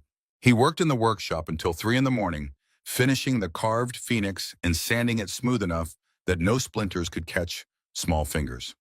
Tomorrow, Lily would learn the truth. Tomorrow, Emma would gain a sister or lose the father she'd had all to herself. Tomorrow, everything changed, and he had no idea if they'd survive it intact. Victoria texted at 2, "Are you awake?" He called her instead. Terrified? Beyond words. You? Same. I keep thinking about all the ways this could go wrong. They talked until dawn broke, two people who'd loved each other badly once, learning how to be parents together in the wreckage of their past. When the sun came up, they were still scared, but they were ready to stop running from the truth they'd tried so hard to bury. Tomorrow, everything would change. Saturday arrived with perfect weather that felt like mockery. Bright sunshine, gentle breeze, temperatures warm enough that Marcus didn't need a jacket when he stood on his front porch at noon, waiting for Victoria's car to pull into the driveway. Emma was inside arranging cookies on a plate she'd insisted they needed, even though nobody would eat them. Nervous energy made her hands shake, dropping one cookie that shattered on the floor. She'd swept up the pieces and replaced it without comment, her face set in the determined expression she got when trying not to cry. Victoria's Mercedes appeared at 12:15, 15 minutes late. Marcus watched her sit in the driver's seat for a full minute after parking, gathering courage, or maybe saying goodbye to the version of her life that was about to end. Lily was visible in the back seat, looking confused about why they weren't moving. When they finally emerged, Victoria's professional armor was fully deployed. Tailored slacks, silk blouse, hair perfect. But her hands trembled when she smoothed Lily's dress, and Marcus saw the effort it took for her to walk up the porch steps instead of reversing out of the driveway. "We're doing this." Not a question, a statement of fact, like she was trying to convince herself. Together. Emma opened the door before they could knock, her smile too bright to be genuine. "Hi, Lily. We made cookies." "Well, Dad made them. I just helped." The girls gravitated toward each other with the same magnetic pull as always, but something was different today. Emma's movements were tighter, more controlled. Lily sensed the tension immediately, her shoulders drawing up in defensive posture. Why is everyone acting weird? Children saw through adult pretense like it was glass. Marcus exchanged a glance with Victoria. No more delays, no more excuses. "Let's sit down. We need to talk about something important." The shift in atmosphere was immediate. Both girls' faces closed off, their kid radar detecting serious adult business that usually meant bad news. They sat on the couch side by side, unconsciously presenting united front against whatever was coming. Marcus's carefully rehearsed opening dissolved in his mouth. He looked at Victoria for help, saw the same panic in her eyes. They were supposed to be the adults here, supposed to know what they were doing. Instead, they were two terrified people about to detonate a bomb in the center of their daughters' lives. "Girls, we need to tell you something we should have told you before. Something about our beast and about family and about mistakes we made a long time ago." Emma's eyes went wide. Lily went very still, the way prey animals freeze when they sense danger. Victoria picked up where Marcus faltered, her voice shaking despite obvious efforts at control. "A long time ago, before either of you were born, Marcus and I knew each other. We were close, very close. And then I moved away for work, and we lost touch, and life went in different directions." Emma was doing math in her head, her face scrunching with concentration. Lily had stopped breathing, waiting for whatever was coming with the terrible patience of someone who'd learned young that bad news always arrived eventually. Marcus forced the words out before courage failed completely. "Emma, you know how you've always said you wished you had a sister?" His daughter nodded slowly, eyes never leaving his face. "You do. You have a sister. Lily is your sister." The silence was absolute. Emma looked at Lily, then at Marcus, then at Victoria, her 8-year-old mind working through implications that would take adults weeks to process. Lily had gone pale, her hands gripping the couch cushions like she might fall if she let go. I don't understand. How can Lily be my sister? She has a different mom. This was the part Marcus had been dreading, the moment where abstract concepts became concrete reality, where he had to explain adult choices to children who deserved better than the mess they'd made. Victoria took over, her professional composure finally cracking as she addressed Lily directly. Honey, do you remember the stories I told you about your father? About the kind man who liked building things? Lily's voice came out barely above a whisper. The one who didn't know about me. He's Marcus, Emma's dad. He's your father too. The words hung in the air like smoke. Lily's face cycled through confusion, hope, disbelief, and finally a desperate kind of joy that made Marcus's chest feel too small for his heart. She stared at him with eyes that suddenly looked exactly like his own, searching for confirmation that this wasn't some cruel joke. You're my dad. You're the one from the stories? Marcus nodded, not trusting his voice. Lily launched herself off the couch and into his arms with the force of 9 years of wanting. She hit his chest hard enough to knock him back a step, her small body shaking with sobs as she clung to him like he might disappear if she loosened her grip. I knew it. I knew when I saw the tattoo. I knew you were him. Mother, I knew. Marcus caught her, held her, felt his daughter crying against his shirt while his own tears fell into her dark hair. This was his child. The biological reality became visceral truth in the weight of her in his arms. The sound of her voice breaking on the word dad, the way she fit against him like a piece of a puzzle he hadn't known was incomplete. But Emma hadn't moved. She sat frozen on the couch, face working through emotions too complex for an 8-year-old to name. Victoria started to reach for her, but Emma pulled back, eyes fixed on Marcus with something that looked like betrayal. You lied? You all lied? Her voice cracked on the accusation. Lily went still in Marcus's arms, suddenly aware that joy for her meant pain for someone else. Victoria tried to explain, words tumbling out in desperate justification. Sweetheart, it's complicated. Adults made mistakes and we were trying to protect. How long? Emma cut her off, still looking at Marcus. How long did you know about her? Marcus's throat closed. He'd known this question was coming, had practiced answers that suddenly felt like more lies. A few weeks. Emma's face crumpled. Weeks? You knew for weeks and didn't tell me? She was off the couch and running before anyone could stop her. Footsteps pounding up the stairs, door slamming with the finality of trust breaking. Marcus moved to follow, but Victoria caught his arm. Let me. She headed upstairs while Marcus stood in his living room with Lily still clinging to him, both of them frozen in the wreckage of a moment that was supposed to bring them together, but had instead torn something else apart. Lily pulled back to look at Marcus's face, her joy already dimming as she processed Emma's reaction. Does Emma hate me now? No, baby, she doesn't hate you. She's just scared and hurt and doesn't understand yet. Can I call you that, Dad?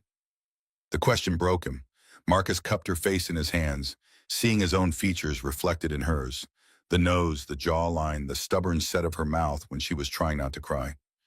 You can call me whatever feels right. Dad, Marcus, whatever you want. Dad, I want to call you Dad. She wrapped her arms around him again, but the desperate edge was gone, replaced by uncertainty.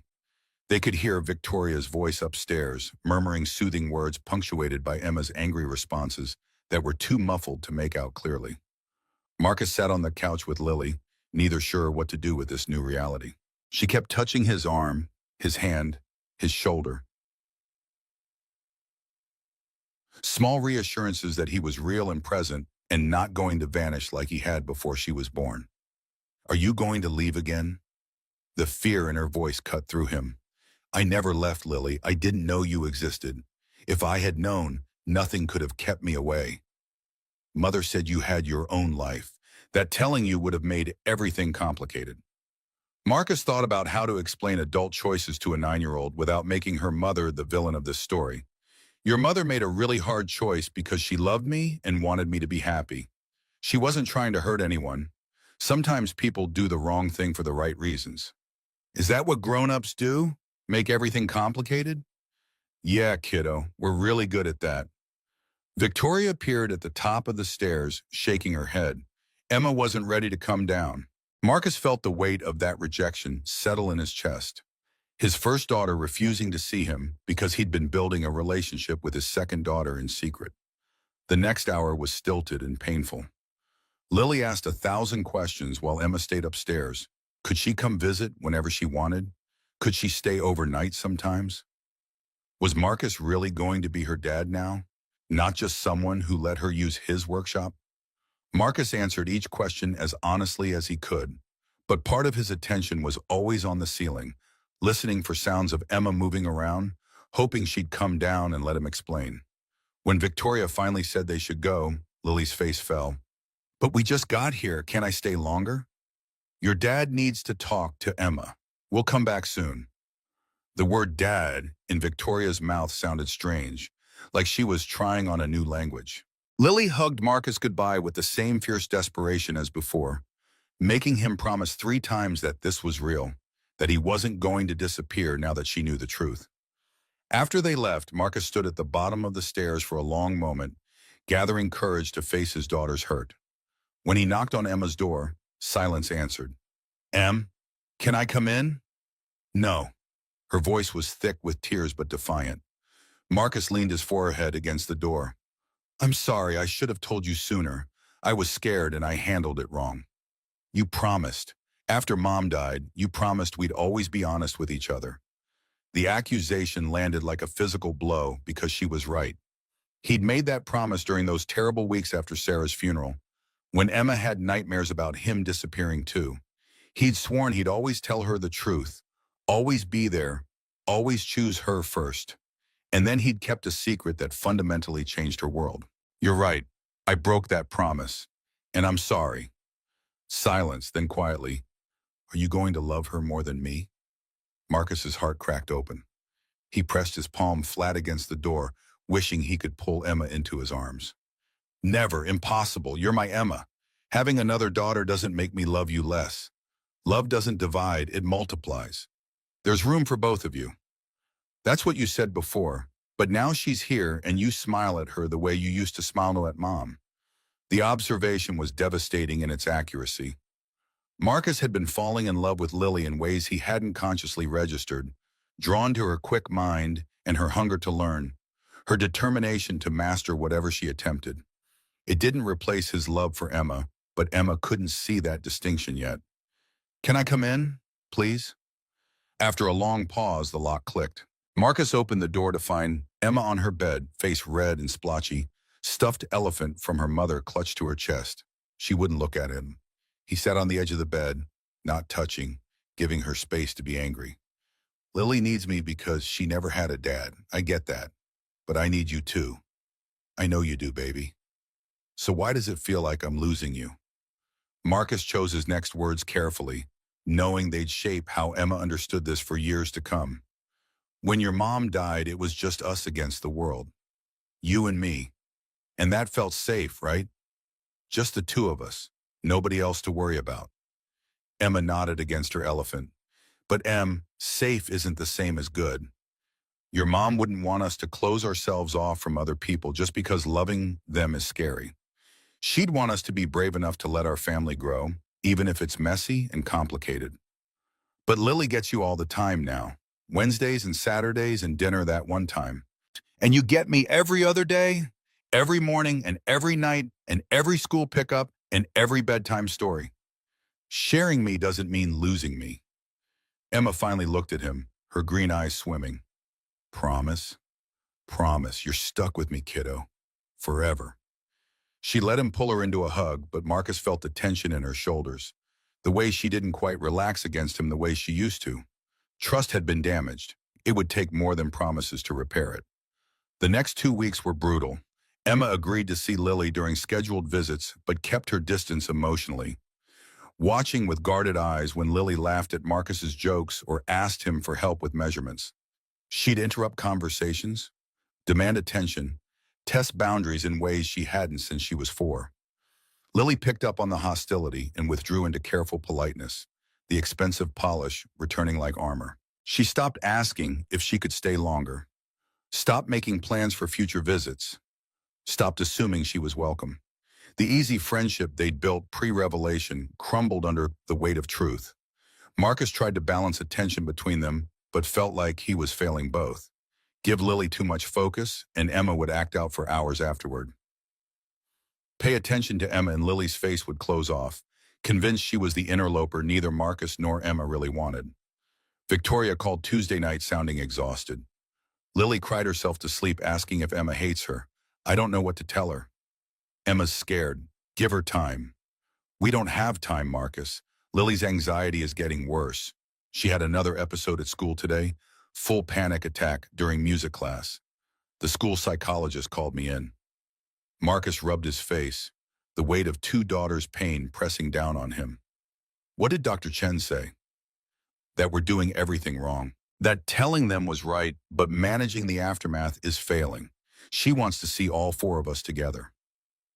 The family therapy session was scheduled for Thursday afternoon. All four of them crammed into Dr. Chen's office, a space designed to be soothing with soft colors and comfortable chairs that felt anything but comfortable under bad circumstances. Dr. Chen was a woman in her 50s with steel gray hair and eyes that missed nothing. She spent the first 10 minutes just observing them, watching how they arranged themselves in chairs, who looked at whom, where the invisible battle lines were drawn. Emma, can you tell me how you felt when you found out Lily was your sister? Emma, who'd been silent since they arrived, picked at the arm of her chair. Confused, mad, scared. Scared of what? That Dad would like her better because she's new and interesting and I'm just regular. Lily made a small wounded sound. Dr. Chen held up a hand before anyone could speak. Lily, what did you feel when you found out Marcus was your father? Happy, really, really happy. Like I'd been missing something my whole life and suddenly it was there. And now, how do you feel now? Lily's voice dropped to barely audible. Scared that I made Emma's life worse. Scared that wanting a dad makes me selfish. Scared that any minute someone's going to realize I don't belong and make me leave. Dr. Chen looked at the adults. You see the problem. Two children, both terrified they're not wanted, both competing for proof that they matter. As long as they see each other as threats instead of allies, this won't work. She turned back to the girls. Emma, what do you know about Lily's life before she met your dad? Emma shrugged. She's rich, lives in a mansion, gets to do fancy stuff like violin lessons. Lily, tell Emma what it was actually like. Lily's face scrunched like she might cry. Lonely. I didn't have friends because other kids thought I was weird. I ate dinner by myself most nights because Mother was working. I had everything money could buy, but nobody to play with or talk to who wasn't getting paid to be there. Emma looked genuinely surprised. Dr. Chen pressed. Emma, what was your life like after your mom died? Sad, really sad, but Dad was there. Every morning making breakfast, every night reading stories. He taught me how to fix things and build things, and we had each other. Lily, what do you think about that? I wish I had that. Someone to teach me normal stuff. Someone who was there. Dr. Chen let the silence stretch, letting them sit with the revelation that they both had what the other desperately wanted and lacked. You're not enemies. You're not even really competing. You're two girls who've both lost something and found each other in the middle of that loss. Emma lost her mother. Lily never had a father, but now you have a chance to help each other instead of making each other's pain worse. Emma's defenses were cracking, her face softening as she looked at Lily with new understanding. I didn't know you were lonely. You always seemed perfect. I'm not. I'm scared all the time of messing up, of people leaving, of not being good enough. Me too, ever since Mom died. Dr. Chen smiled for the first time. So maybe instead of fighting over your dad, you could have each other. Sisters who understand what it's like to be squared and trying to be brave anyway. The shift wasn't instant. Years of therapy had taught Dr. Chen not to expect miracles. But something loosened in the room. Some of the defensive tension bleeding out as both girls considered the possibility that they didn't have to be adversaries. On the way home, Emma was quiet in the back seat. Finally, she spoke. "Can Lily come over this weekend? For real? Not just because we have to?" Marcus met her eyes in the rearview mirror. "Yeah, kiddo, I'll ask her mom." That Friday night, both girls slept over at Marcus's house. Victoria had been skeptical about the idea, but Dr. Chen encouraged it. Controlled exposure to build trust and normalcy. Marcus set them up in Emma's room with sleeping bags and more pillows than necessary. They were tentative with each other at first, polite in a way that felt fragile. But then Emma pulled out her collection of favorite books and started reading one aloud, and Lily curled up next to her to see the pictures, and something shifted. By midnight, they were giggling over some private joke Marcus couldn't follow from downstairs. He checked on them around 1 to find both girls asleep, Emma's arm thrown over Lily's shoulders, Lily's hand clutching Emma's pajama sleeve like an anchor. Marcus stood in the doorway watching his daughter sleep and felt a lump in his throat. This was what he'd been terrified of destroying, this tentative connection between two kids who needed each other more than they'd known. The nightmare hit around 3 in the morning. Lily's screams woke the entire house, high and terrified and completely inconsolable. By the time Marcus got upstairs, she was thrashing in her sleeping bag, caught in some dream he couldn't reach. Emma was awake and crying, scared by Lily's panic but not sure what to do. Marcus knelt beside Lily, calling her name until she surfaced enough to recognize him. Even then, it took 15 minutes of breathing exercises and constant reassurance before she could speak. "I dreamed you forgot about me, that I came to visit and you didn't remember who I was." Her voice was small and broken, 9 years of abandonment fears condensing into one terrible image. "That's not going to happen, I promise. I'm not going anywhere, Lily. I'm your dad. That doesn't change." Emma watched from her bed, seeing Lily's terror with new eyes. When Lily finally calmed enough to stop shaking, Emma climbed down and crawled into the sleeping bag next to her without asking permission. "I get bad dreams too, about my mom disappearing and my dad forgetting to come home. But Dad's always there when I wake up. He'll be there for you too." Lily turned to look at Emma, both girls' faces tear-stained and exhausted. "You promise?" "Yeah, and if you have bad dreams, I'll wake you up. That's what sisters do." The word sisters hung between them, tentative and new.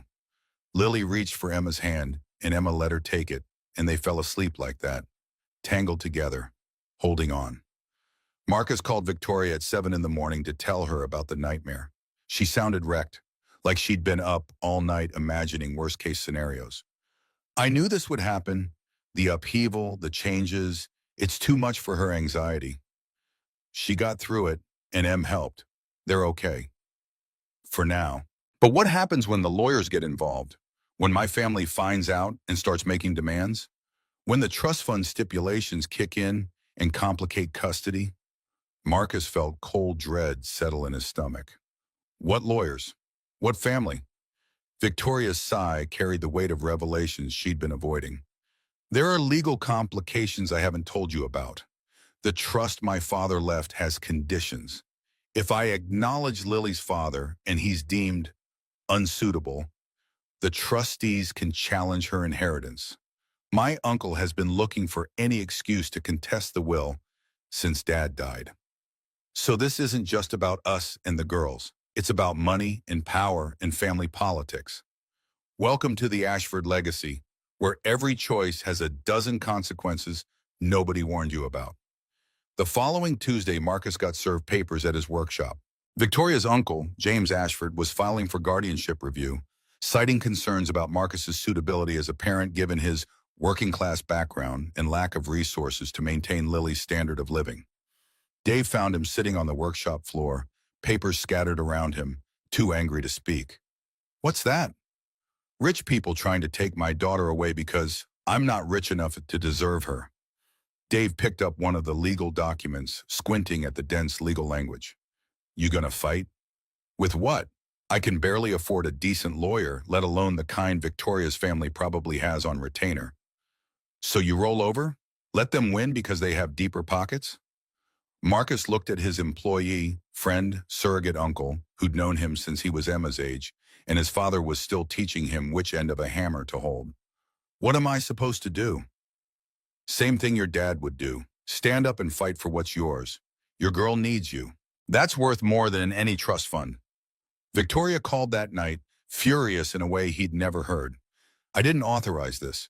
My uncle went behind my back, using old family clauses I didn't even know existed. I'm fighting it, Marcus. My lawyers are already drafting responses.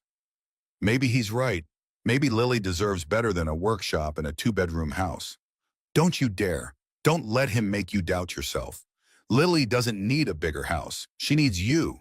She needs someone who teaches her to build things and doesn't care if she gets dirty. Someone who bandages her scrapes and lets her fail without judgment. Money can't buy that. Her voice softened. I chose wrong 10 years ago. I chose protecting money over protecting love. I'm not making that mistake again. The legal battle stretched over 6 weeks. Depositions, character witnesses, home inspections that made Marcus acutely aware of every scuff mark and outdated appliance. James Ashford's lawyers painted him as a well-meaning but inadequate father figure, someone who couldn't provide the educational opportunities and social connections Lily would need to manage her eventual inheritance. Marcus's lawyer, a fierce woman named Patricia Chen, who worked pro bono after hearing his story, built a different case. Testimony from Emma's teachers about Marcus's involved parenting. Dr. Chen's professional opinion that Lily's relationship with Marcus was therapeutic and necessary for her mental health. Character witnesses from neighbors, clients, Father Tony from the church who'd known Marcus since childhood, and Victoria, who spent 3 hours on the stand explaining her choices, defending Marcus's character, and making it crystal clear that she wanted him fully involved in Lily's life, regardless of what her uncle thought about working-class fathers. The judge ruled in Marcus's favor with one condition: DNA testing to legally establish paternity before formal custody arrangements could be finalized. Victoria agreed immediately, and Marcus did too, though the idea of reducing his connection to Lily to a percentage match felt wrong. The results came back 99.97% probability of paternity. The number was meaningless. Marcus had known the truth the second he saw Lily pointing at his tattoo, but it made everything legal and indisputable. James Ashford's objections were dismissed. Formal custody agreements were drafted. Joint legal custody, with Lily spending 40% of her time with Marcus, 60% with Victoria due to school district considerations. Marcus's name was added to Lily's birth certificate 9 years late. She was legally Lily Ashford Donovan now, hyphenated proof that two families could become one through sheer stubborn refusal to give up. Signing the papers in the lawyer's office, Marcus's hand shook. Victoria sat beside him, and when he finished, she squeezed his shoulder. Thank you for not giving up on her. She's my daughter. I don't know how to give up on that. Thanksgiving marked their first holiday as an official, if unconventional, family. Marcus hosted at his house since Victoria's mansion felt too formal, too much like an obligation instead of a celebration.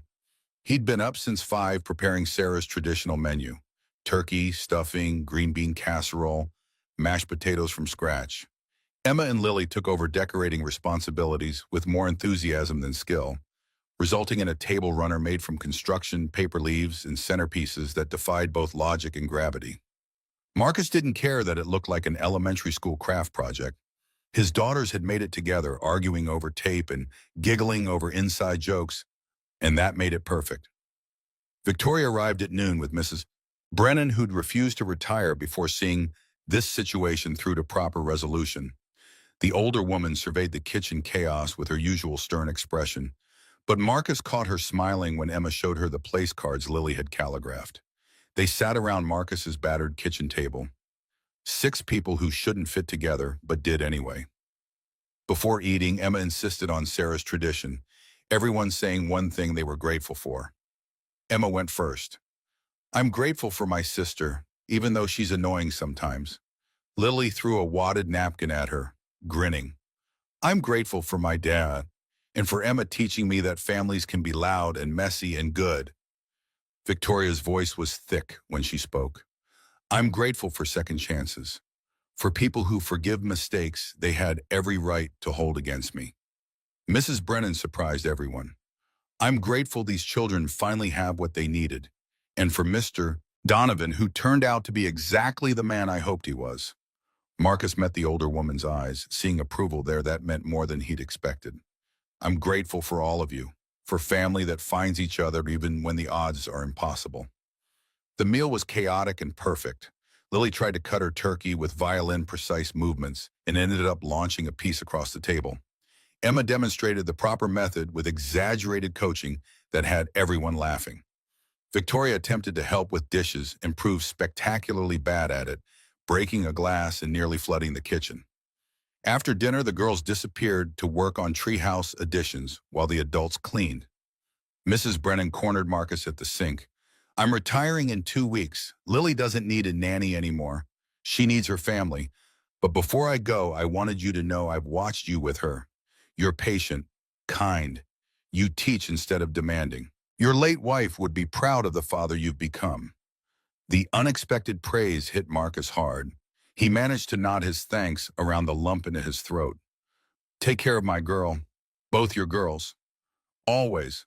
December brought Christmas preparations and the revelation that Lily had never decorated a real tree. Victoria's decorator handled their mansion's decor annually, resulting in magazine-perfect displays that looked beautiful and felt sterile. Emma was scandalized and immediately dragged both parents to a tree lot to rectify this travesty. They picked out a 7-foot Douglas fir that shed needles everywhere and refused to stand straight in the stand. Marcus spent an hour adjusting it while the girls directed from the couch, Victoria documenting the whole ridiculous process on her phone. Decorating was warfare disguised as holiday cheer. Emma had strong opinions about ornament placement. Lily wanted everything symmetrical and color coordinated.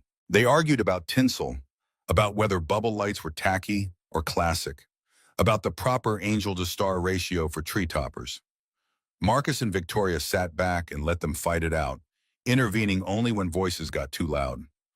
Watching them negotiate and compromise and occasionally resort to ornament theft was better than any Hallmark movie. The finished tree looked like chaos incarnate. Ornaments clustered in random groups, tinsel applied with more enthusiasm than skill, lights blinking in patterns that might induce seizures. It was the most beautiful thing Marcus had ever seen because his daughters had made it together. Christmas morning, Emma woke Lily at 6 by jumping on the guest bed where she'd slept over. Victoria arrived at 7 with more presents than 2 kids could possibly need. But Marcus didn't say anything about spoiling them because this was Victoria's first real Christmas with family in almost a decade. They opened gifts in Marcus's living room, wrapping paper carnage spreading across every surface. Lily gave Emma a friendship bracelet she'd made in secret, each bead carefully chosen to match Emma's favorite colors. Emma gave Lily a carved wooden box Marcus had helped her make, with a phoenix burned into the lid. "For your treasures. Dad showed me how to do the design. It's like our tattoos, sort of." Lily traced the phoenix with one finger, tears streaming down her face. "It's perfect. I love it." Marcus gave both girls matching tool belts, child-sized but real leather with actual tools. Emma shrieked with delight. Lily looked confused until he explained. "You're both apprentice carpenters now, official members of Donovan Woodworking. These are your starter kits." The pride on Lily's face was everything. Victoria had bought him an expensive watch he'd never wear, but the card with it said, "Thank you for teaching our daughter that her hands can build things, not just spend money." That meant more than any gift. The treehouse reached completion in early January during an unseasonably warm weekend.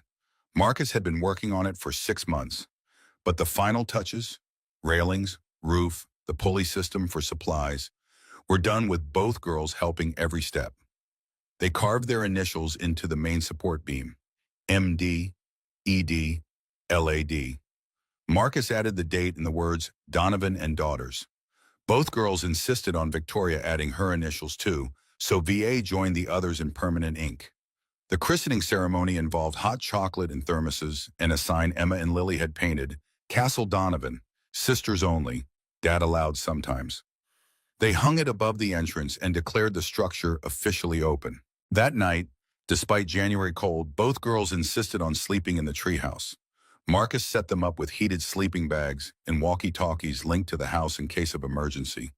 He and Victoria sat on the back porch with coffee and blankets, watching lights glow in the treehouse windows. "I'm moving the foundation offices here, opening a branch in town." Victoria's announcement was casual, but Marcus heard the weight behind it. "You're leaving New York?" Lily needs her dad close.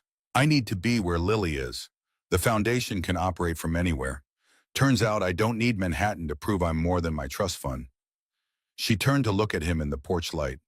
I spent 9 years building walls and protecting money and trying to control everything. Time to try something different. Build something real instead of just managing inheritance.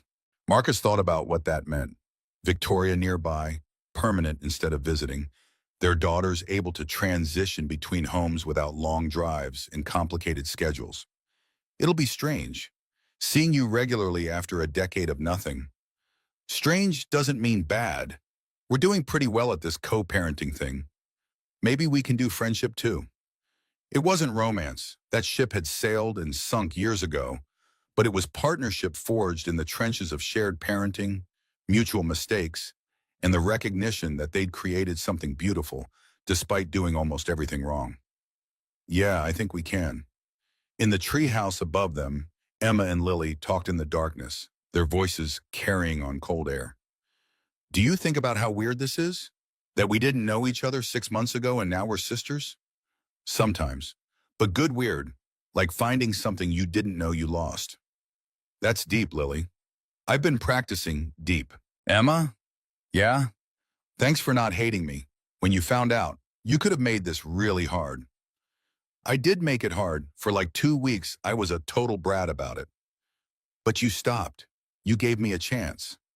Silence for a moment, then Emma's voice, smaller. I was scared Dad would forget about me, that you'd be better than me at everything and he wouldn't need me anymore. That's the stupidest thing I've ever heard. You're Emma. You're the one who knows all his stories and makes him laugh and taught him how to be a dad after your mom died. I'm just catching up. More silence than rustling as they shifted in sleeping bags. Lily? Yeah? I'm glad you're my sister. Me too. Marcus and Victoria heard it all through the open walkie-talkie. Victoria wiped her eyes, not bothering to hide tears. We did something right. Finally. They did it. We just stopped screwing up long enough to let them. Mrs. Brennan's retirement party was the following week. Lily insisted on hosting at Marcus's house instead of Victoria's mansion, and the older woman seemed genuinely touched by the gesture. She arrived to find both girls had made her cards, Marcus had baked a cake, and Victoria had framed a photo of Mrs. Brennan with the baby Lily from 9 years ago. Before she left for the last time, Mrs. Brennan pulled Marcus aside and handed him a wooden box. I've been saving these. Thought you should have them. Inside were photos she'd taken over the years. Lily at various ages looking at families with fathers. At the playground, watching a man push his daughter on a swing. At a violin recital, scanning the audience for someone who wasn't there. At age 6, drawing a picture of a phoenix that she'd never shown anyone. At the bottom, a note in Mrs. Brennan's careful handwriting. She was always looking for you. I'm glad she found you. Marcus's vision blurred. He managed to thank her before his voice gave out completely. She patted his shoulder with rare affection. You're a good man, Mr. Donovan. Better than most who were born to wealth and position. Your daughters are lucky to have you. After she left, Marcus called Victoria to tell her about the photos. She came over within the hour, and they sat together looking through them. Evidence of 9 years of Lily searching for a father who didn't know she existed. We can't ever keep secrets from them again. Victoria's voice was fierce with conviction. Never again, I promise. Whatever happens, whatever complications come up, we tell them the truth. Even when it's hard, especially then. They sat in comfortable silence, two people who'd loved each other badly once, learning to be family in the wreckage of their past. 1 year after the hardware store meeting, Marcus stood in that same aisle with both daughters, buying supplies for the garden shed they'd decided to build next. Emma and Lily walked ahead, arguing about whether they needed more nails or if Dad's estimate was accurate. Lily turned back, her voice carrying. Dad, Emma says we're overbuying, but I calculated the surface area and we definitely need 3 more boxes. Emma rolled her eyes. She calculated wrong. Dad's estimate is always right. Is not. Is too. Marcus smiled, watching them bicker with the comfortable familiarity of siblings who'd forgotten they hadn't always known each other. A woman passed with a small child, doing a double take at the identical mannerisms, the way both girls tilted their heads when arguing, the stubborn set of their jaws. the hand gestures that were pure Marcus. Are they twins? Emma and Lily looked at each other and burst out laughing. No, we're just sisters. We have the same dad but different moms. It's complicated, but good complicated. The woman looked confused but smiled politely before moving on. Marcus joined his daughters, putting a hand on each shoulder. So how many boxes of nails do we actually need? 3 more. Dad's original estimate. How about we compromise and get 2 more? Both girls groaned at the dad logic but agreed. At the register, Lily pulled out money from her allowance. Her idea, wanting to contribute to family projects instead of just letting Dad pay for everything.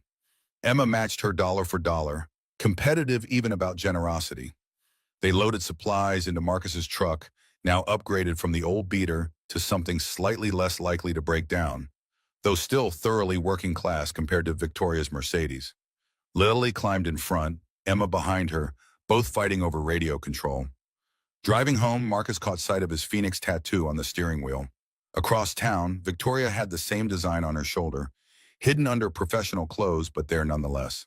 2 phoenixes who'd learned to fly together, crashed, burned, and somehow found their way back to something better than what they'd lost.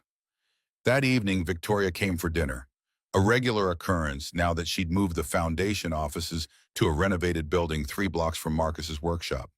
She'd bought a house on the other side of town. Nothing like the Manhattan mansion, but still nice enough to make Marcus's place look humble by comparison.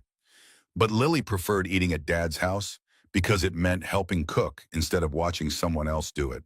She and Emma made spaghetti while Marcus supervised, Victoria setting the table and marveling at how domestic her life had become. They ate together, all 4 of them, trading stories about their days.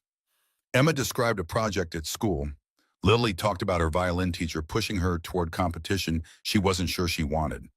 Victoria mentioned a foundation grant she was excited about. Marcus showed them photos of a custom bookshelf commission that would pay for Christmas gifts.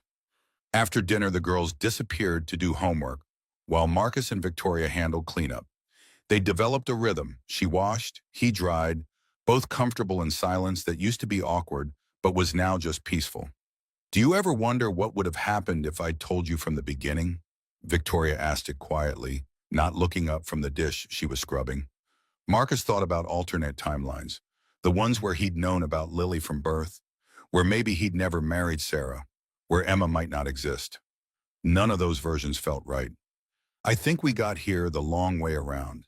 Made a mess, hurt each other, probably traumatized our kids in ways they'll unpack in therapy someday. Victoria laughed despite herself. But we're here now. Both girls are happy. They have each other. We're figuring it out. Maybe that's enough. You really think so? That all the pain and mistakes were worth it? Marcus looked toward the living room where his daughters sat shoulder to shoulder, Lily helping Emma with math homework, while Emma translated word problems into concepts Lily's formal education had somehow missed. Ask me in 10 years. But right now, yeah, I think it was worth it. In the living room, I leaned over to read Lily's work. You did the equation wrong. You forgot to carry the 1. Did not. Did too. Look, right there. Lily checked, realized Emma was right, and groaned. How are you better at math than me? You don't even like math.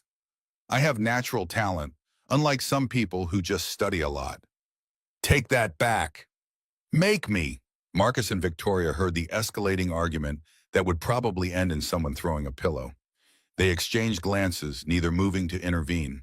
Some battles sisters needed to fight themselves. Later, after Victoria went home and both girls were in bed, Marcus stood in his workshop finishing the small carved phoenix he'd started months ago. He'd made 3, 1 for Emma, 1 for Lily, 1 for himself. Trinkets that wouldn't change anything but meant everything. Physical proof that broken things could be made whole through patience and care. He set them on his workbench, 3 phoenixes with wings spread, ready to fly. Emma's was cherry wood, warm and familiar. Lily's was walnut, rich and deep. His was oak, solid and weathered. Different materials, same design, stronger together than apart. A year ago, he'd been a widower raising 1 daughter alone, convinced his capacity for love had been depleted by loss. Now he had 2 daughters who bickered over bathroom time and fought over who got shotgun in his truck. He had an ex-girlfriend turned co-parent who'd become something like a friend. He had a life that didn't look anything like what he'd planned, but felt more complete than he'd imagined possible. Some families are born, some are made, and some are torn apart and reassembled by sheer stubborn refusal to give up. By children brave enough to point at truth when they see it, by the recognition that love doesn't divide, it multiplies, making room for everyone who needs a place to belong. Marcus Donovan, carpenter and father, traced the phoenix on his wrist one more time. Then he turned off the workshop lights and went inside to the house where his daughter slept, where tomorrow they'd wake up and fight over breakfast and build something new together. The phoenix had learned to fly again. All of them had, and this time they'd fly together.